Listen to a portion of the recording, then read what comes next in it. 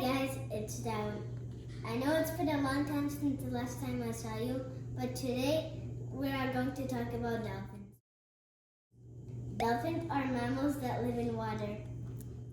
Dolphins are 7 times faster than the fastest human swimmer. Female dolphins are called calves and male dolphins are called bulls, and young dolphins are called calves. A group of dolphins is called pod or school. Dolphins can hold their breath in the water for 30 minutes. Dolphins eat fish.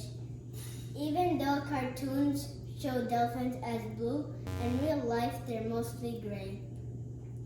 Most dolphins live in the shallow waters and the deep part of the ocean.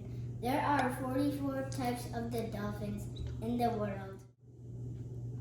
The biggest of the dolphins is the killer whale. Killer whales are black and white. Killer whales swim very fast and are not scared of anything, not even sharks. Sometimes they even hunt sharks. Killer whales eat other marine mammals like seals and sea lions. Sometimes they even eat turtles. One time people saw them eating a blue whale.